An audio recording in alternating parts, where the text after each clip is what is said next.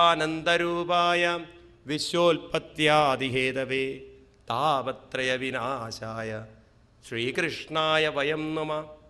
അതിനേക്കാളും വലുതൊന്നും ഈ പ്രപഞ്ചത്തിൽ ആരും കണ്ടെത്തിയില്ല. അതുകൊണ്ട് യാ തസ്യതേ പാദസരോരുഹാർഹണം നികാമേൽ സാകിലകാമലംഭടാം തദേവരാസീപ്സിതമീപ്സിതോർച്ചിതോ യൽ ഭക്തയാജ്ഞാം ഭഗവൻ പ്രദപ്യതേ. ഇപ്രകാരം ആരാണോ ഭഗവാന്റെ ആ പാദത്തിൽ തൻ്റെ മനസ്സിനെ ഉറപ്പിച്ചുകൊണ്ട് ക്രമേണ ക്രമേണ ക്രമേണ മനസ്സിനെ ഉയർത്തുന്നത്, നികാമയിൽ ക്രമേണ അയാളുടെ ആഗ്രഹങ്ങളെല്ലാം സാധിക്കും. അഖില കാമലംഭട, ഏതെല്ലാം തരത്തിലുള്ള കാമങ്ങളൊക്കെ നമ്മുടെ മനസ്സിൽ ഉണ്ടോ അതും നമുക്ക് കൈവരിക്കാം. അതിൽ നിന്ന് ഉപരിയായി ഭഗവാനെയും നമുക്ക് പ്രാപിക്കാൻ നമുക്ക് സാധിക്കും. അപ്പോൾ ഭഗവാനിലേക്ക് ശരിക്കും നമ്മുടെ മനസ്സ് നമുക്ക് ഉറപ്പിക്കാൻ സാധിച്ചാൽ ചെറുതും കിട്ടും വലുതും കിട്ടും. നമ്മൾ നേരെ മറിച്ച് ചെറുതിൽ മാത്രമാണ് മനസ്സ് വയ്ക്കുന്നെങ്കിൽ വലുത് കിട്ടില്ല, ചെറുത് മാത്രമേ കിട്ടുള്ളൂ. ഇതാണ് ശരിയായിട്ടുള്ള ഒരു ഉപാസന എന്ന് പറയുന്നത്. നമ്മൾ കുട്ടികളെയൊക്കെ പഠിപ്പിക്കണം. പ്രാർത്ഥിക്കാനല്ല പഠിപ്പിക്കേണ്ടത്, സമർപ്പിക്കാൻ പഠിപ്പിക്കണം. അതാണ് ഭട്ടതിരിപ്പാട് നമ്മളോട് പറയുന്നത്. വളരെ മനോഹരമായി ഈ ശ്ലോകം നിങ്ങൾ ഓർത്ത് വയ്ക്കണേ. നാരായണീയത്തിൽ നിങ്ങൾക്ക് കൺഫ്യൂഷൻ തീരാൻ എളുപ്പമായിട്ടുള്ളൊരു ശ്ലോകമാണത്. എന്താണ് നമ്മൾ അമ്പലത്തിൽ ചെന്നാൽ പറയേണ്ടത് എന്ന് പറയണോ ഭട്ടതിരിപ്പാട്. എന്താ വേണ്ടത്? നമ്രാണാം സന്നിധത്തേ സതതമഭിപുരസ്തൈ അനഭ്യർത്ഥിതാനഭി അർത്ഥാൻ കാമാനജസ്രം വിതരസി പരമാനന്ദ സാന്ദ്രാം ഗതിം ച ഇത്തം നിശേഷലഭ്യോ നിരവധി ഖപല പാരിജാതോ ഹരേ ത്വം ക്ഷുദ്രം തം ശക്രവാടി ഋതമഭിലഷതി വ്യർത്ഥമത്തിവ്രജോയം. നമ്രാണം, ആരാണോ തന്നെ തന്നെ സമർപ്പിക്കുന്നത്, സന്നിധത്തെ സതതം, എപ്പോഴും അവരുടെ മുന്നിൽ ഭഗവാൻ നിറഞ്ഞിരിക്കുന്നു. കാമാൻ അജസ്രം വിതരസി, മനസ്സിലാവില്ലേ? അവരുടെ ഉള്ളിൽ എന്തൊക്കെ മോഹങ്ങളുണ്ടോ അത് അവർ പറയുന്നതിനേക്കാൾ മുമ്പ് ആർക്കറിയാം? ഭഗവാൻ അറിയാം. കാരണം നിങ്ങളുടെ മനസ്സ് പോലും അറിയാൻ സാധിക്കുന്നവനാണ് ഭഗവാൻ എന്നുള്ളത് നമ്മൾ അറിയൂ. അതുകൊണ്ട് ഭഗവാനെ വിശേഷിപ്പിക്കുന്ന ഒരു വിശേഷണമുണ്ട് ഭാഗവത്തിൽ, സർവഭൂത മനോഭിജ്ഞ. ഭഗവാൻ കുചേല ബ്രാഹ്മണനെ കാണുമ്പോൾ, കുചേല ബ്രാഹ്മണൻ ഭഗവാന് അവിൽപ്പൊതി കൊടുക്കാതിരിക്കുമ്പോൾ ഭഗവാൻ മനസ്സിൽ ചോദിക്കുകയാണ്, എന്തുകൊണ്ടാണ് ഈ കുചേല ബ്രാഹ്മണൻ എനിക്ക് അവിൽപ്പൊതി തരാത്തത്? പറയണു, സർവഭൂത മനോഭിജ്ഞ, സർവഭൂതങ്ങളുടെയും മനസ്സിലുള്ള ആഗ്രഹങ്ങളെ അറിയാൻ സാധിക്കുന്ന ഗുരുവായൂരപ്പൻ. തസ്യാഗമനകാരണം ചിന്തയിൽ, അദ്ദേഹം വന്നത് എന്തിനാണെന്ന് ചിന്തിച്ചു എന്നാണ്.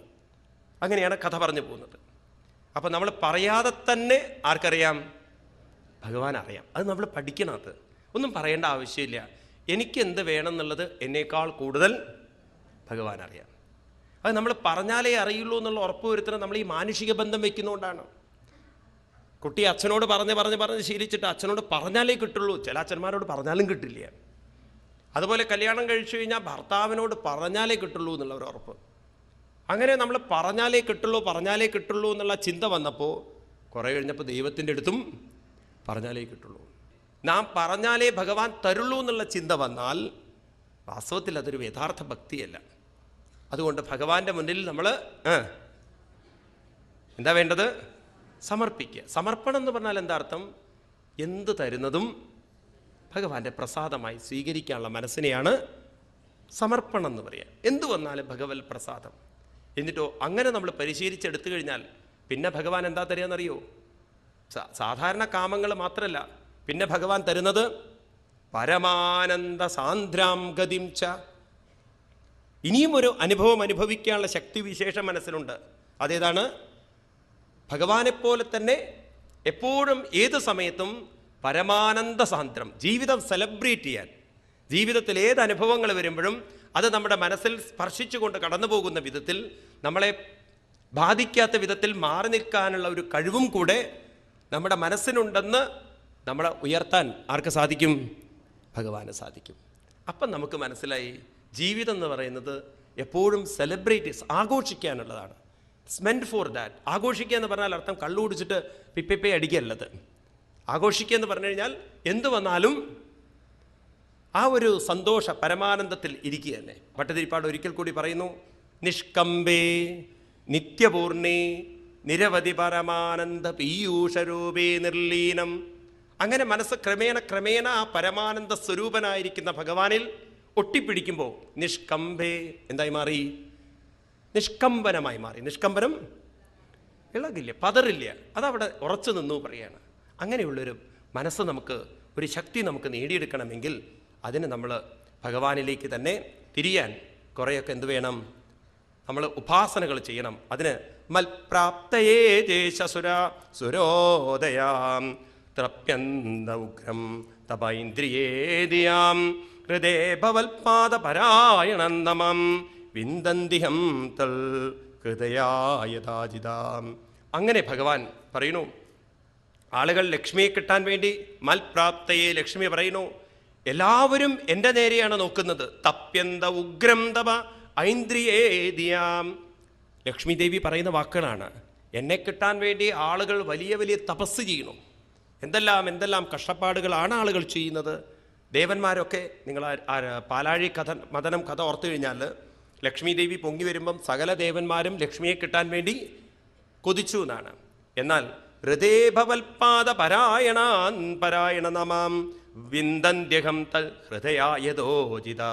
എന്നാൽ ഈ വിഡ്ഢികൾ മനസ്സിലാക്കുന്നില്ല, ഞാൻ എന്ന് പറയുന്ന ലക്ഷ്മി ഭഗവാന്റെ പാദത്തെ മുറുകെ പിടിക്കാനാണ് ഞാൻ നടക്കുന്നത്. എന്നാൽ ഈ വിഡ്ഢികളൊക്കെ നടക്കുന്നത് ആരുടെ പിന്നാലെയാണ്? എൻ്റെ പിന്നാലെയാണ്. ഇവരെൻ്റെ പിന്നാലെ നടക്കണോ, ഞാൻ ഭഗവാന്റെ പിന്നാലെ നടക്കണോ? എൻ്റെ ഭർത്താവ് ഭഗവാനാണ്, ഇവരെന്നിട്ട് എൻ്റെ പിന്നാലെ നടക്കണോ? അതുകൊണ്ടാണ് ചിലർക്ക് സമാധാനം കിട്ടാത്തത്. സ്വസ്ഥത പണം എന്ന് പറഞ്ഞിട്ട് ജീവിക്കുന്നവർക്കുണ്ടല്ലോ, സ്വസ്ഥത ഇല്ലാത്തതാണ്. അതെന്താണത്രേ സ്വസ്ഥത ഇല്ലാത്തതിന് കാരണം? ഭഗവാൻ കല്ലെടുത്തെറിയാണത്രേ. അതെന്തിനാ ഭഗവാൻ കല്ലെടുത്തെറിയണു? കാരണം ഭഗവാൻ ഇഷ്ടമല്ല തൻ്റെ ഭാര്യയുടെ പുറകിൽ ഏതെങ്കിലും ഭർത്താവിന് ഇഷ്ടപ്പെടും. അത് എല്ലാവരും എൻ്റെ ഭാര്യയുടെ പിന്നാലെ നടക്കുന്നുവെങ്കിൽ ഭഗവാന് അത് വിഷമാണ്. ഭഗവാൻ എന്താ പ്രതീക്ഷിക്കുന്നത്? നിങ്ങൾ എൻ്റെ ഭാര്യയുടെ പിന്നാലെയല്ല നടക്കേണ്ടത്, എൻ്റെ പിന്നാലെ. അതുകൊണ്ട് ദേവി പറയുന്നു, ഞാനാണെങ്കിൽ ഭഗവാന്റെ പാദത്തിൻ്റെ പിന്നാലെ നടക്കുകയാണ്. ഹൃദേ ഭവൽപാദം പരായണം നമം വിന്ദന്ത്യഹം തൽഹൃദയായതോചിത. നോക്കൂ, ഭട്ടതിരിപ്പാട് ഇതൊക്കെ വളരെ രസകരമായി നാരായണീയത്തിൽ പറഞ്ഞു വെച്ചിട്ടുണ്ട്. അദ്ദേഹം പറയും, കാരുണ്യാൽ കാമമന്യം ദദതി ഖലു പരേ സ്വാത്മദസ്തം വിശേഷാൽ ഐശ്വര്യാദീശരന്യേ ജഗതി പരജനേ ഈശ്വരേ സ്വാത്മനോപീശ്വരസ്തം ത്വയ്യുച്ചൈരാരമന്തി പ്രതിപദമധുരേ ചേതനാസ്മിതഭാഗ്യ ത്വം ച ആത്മാരാമയേ വേദി അതുലഗുണഗണാധാരശൗരേ നമസ്തേ. മറ്റുള്ള ദേവന്മാര് കാരുണ്യാൽ കാമം അന്യം ദദതി, മറ്റുള്ളവർക്കൊക്കെ കുറച്ച് അന്യം കാമം തരാൻ സാധിക്കും, കുറേയൊക്കെ സുഖം തരാൻ സാധിക്കും. ഒരു ഭാര്യയ്ക്ക് ഭർത്താവിന് കുറേ സുഖം കൊടുക്കാൻ സാധിക്കും, ഭർത്താവിന് ഭാര്യയ്ക്ക് സുഖം കൊടുക്കാൻ സാധിക്കും, മക്കൾക്ക് അച്ഛനമ്മമാർക്ക് സുഖം കൊടുക്കാൻ സാധിക്കും, അച്ഛനമ്മമാർക്ക് മക്കൾക്ക് സുഖം കൊടുക്കാൻ സാധിക്കും, ഒരു ഉദ്യോഗസ്ഥന് ഒരു പക്ഷേ തൻ്റെ സ്റ്റാഫിന് സുഖം കൊടുക്കാൻ സാധിക്കും. അങ്ങനെ പലർക്കും പല സ്ഥലത്തിലും നമുക്ക് സുഖം തരാൻ സാധിക്കുമെങ്കിലും നമ്മൾ ഉയർത്തുന്ന സുഖം തരാൻ ആർക്ക് മാത്രമേ സാധിക്കുള്ളൂ? സ്വാത്മനോപീശ്വരസ്ത്വം ഉച്ചൈരാരമന്തി പ്രതിപദമധുരേ ചേതനാസ്മിതഭാഗ്യ ത്വം ച ആത്മാരാമയേ വേദി അതുലഗുണഗണ ധാരശൗരേ നമസ്തേ. ആ ഭഗവാൻ നിങ്ങൾ അന്വേഷിച്ച് ദൂരെയൊന്നും പോവണ്ട, എവിടെ തന്നെയുണ്ട്? ആത്മാരാമനായി നിങ്ങളുടെ കൂടെയുണ്ട്. അപ്പം അനന്തമായൊരു ബ്രഹ്മസൗഖ്യം തു അനന്തം, അനന്തമായൊരു സുഖത്തിലേക്ക് ഉയരത്താൻ നിങ്ങളിൽ കഴിവുള്ളൊരു ചൈതന്യമുണ്ട്. അങ്ങനെ ഉയരാൻ കഴിവുള്ളൊരു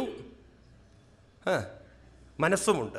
അപ്പം നമുക്ക് ഉയരാനുള്ളൊരു മനസ്സുമുണ്ട്, ഉയർത്താൻ കഴിവുള്ളൊരു ചൈതന്യമായിരിക്കുന്ന ഭഗവാനും കൂടെയുണ്ട്. അതൊന്നും നമ്മൾ പ്രയോജനപ്പെടുത്തേ വേണ്ടു, അതിലേക്കൊന്ന് തിരിയേ വേണ്ടു. ഏതുപോലെ നമ്മുടെ വീട്ടിലേക്ക് കടന്ന് പ്രവേശിച്ച് അവിടെ ഇരുട്ട് മാറ്റാനുള്ള കഴിവുള്ളൊരു സൂര്യനുമുണ്ട്, അങ്ങനെ വെളിച്ചത്തെ അകത്തേക്ക് എത്തിക്കാനുള്ള ജനവാതിലുകളുമുണ്ട്. മനസ്സിലാവുണ്ടോ?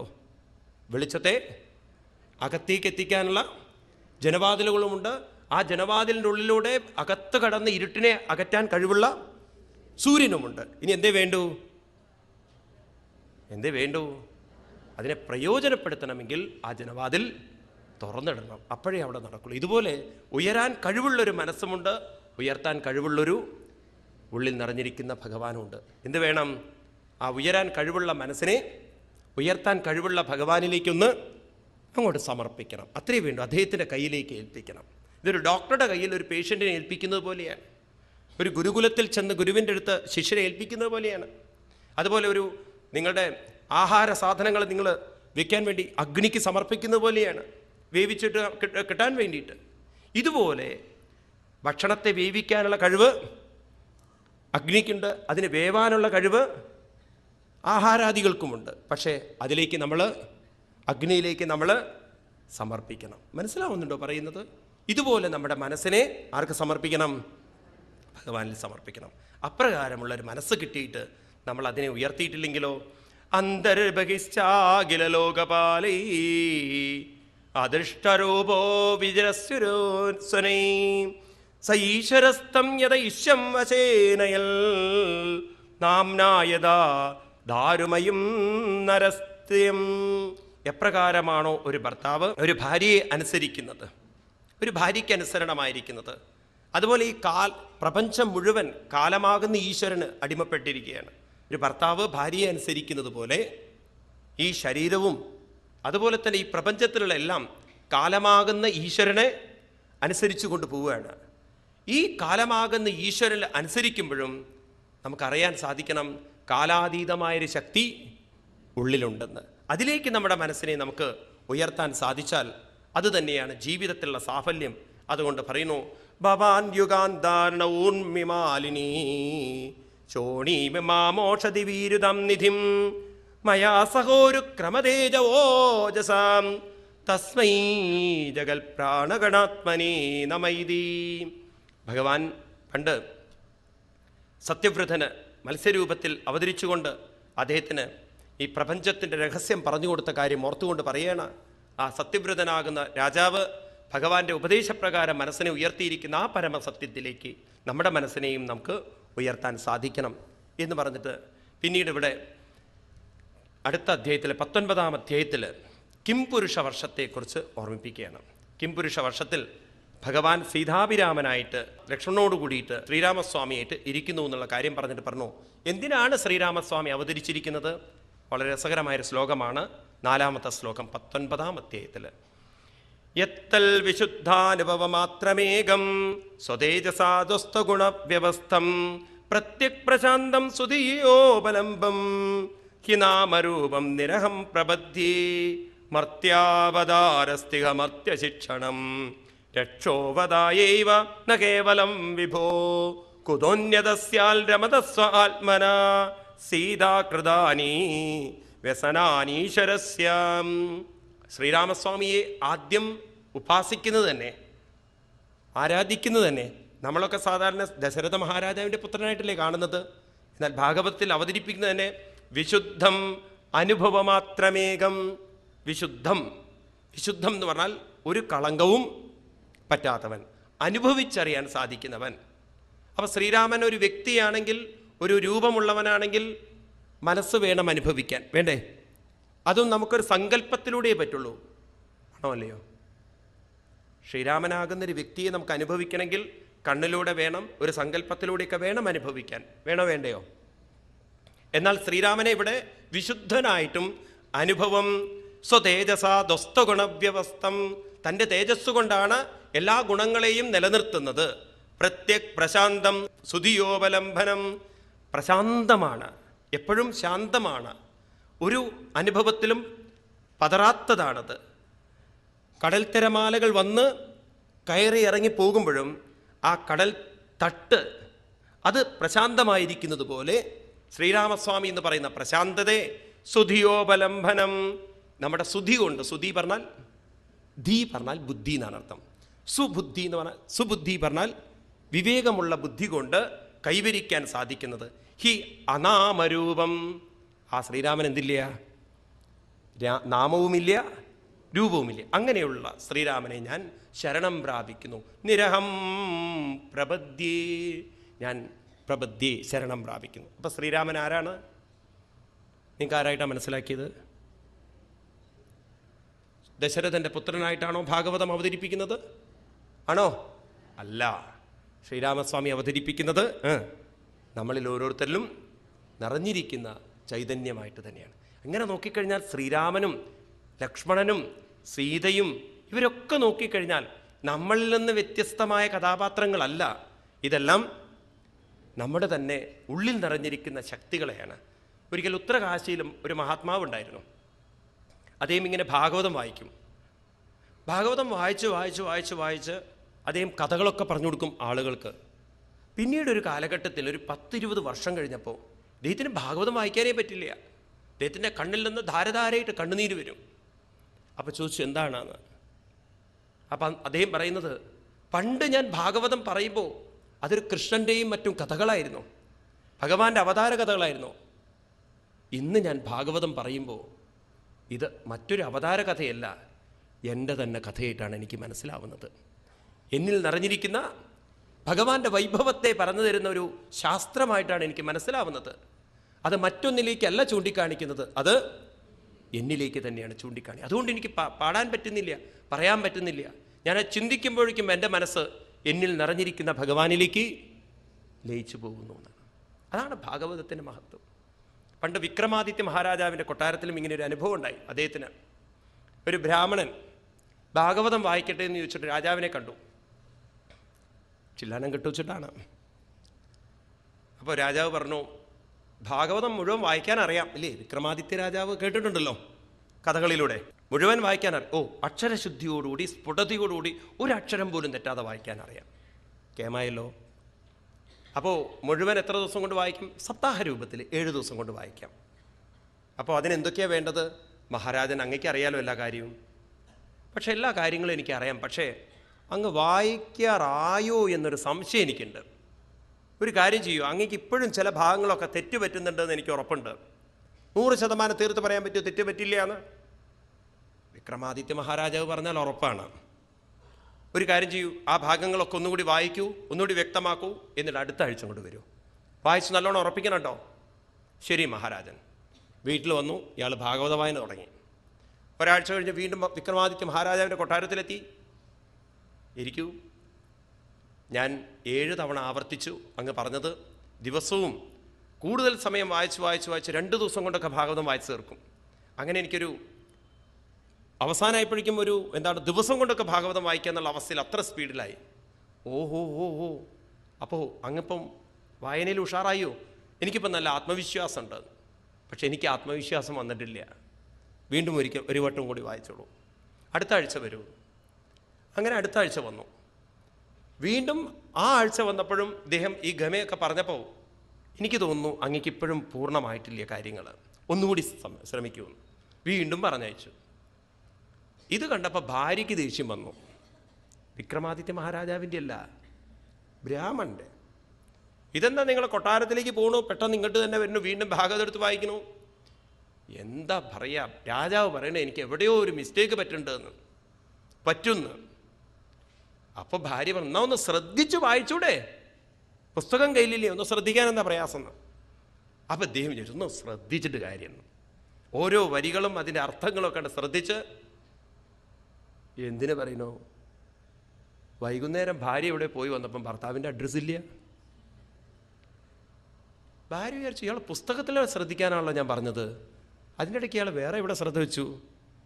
രാത്രിയായി വരുന്നില്ല, പിറ്റേ ദിവസം വരുന്നില്ല. ഭാര്യ ഓടി കൊട്ടാരത്തിലേക്ക് ചക്രവർത്തിയോട് പറഞ്ഞു, എൻ്റെ ഭർത്താവിനോട് ഭാഗവതം വായിക്കാൻ പറഞ്ഞ് ഞാനും പറഞ്ഞു ശ്രദ്ധിച്ച് വായിക്കാൻ, ഭർത്താവിനെ കാണുന്നില്ല. വിക്രമാദിത്യ മഹാരാജാവ് മന്ത്രിമാരോട് പറഞ്ഞു, ഇവിടെ പോയി ബ്രാഹ്മണൻ തപ്പിപ്പിടിക്കാൻ.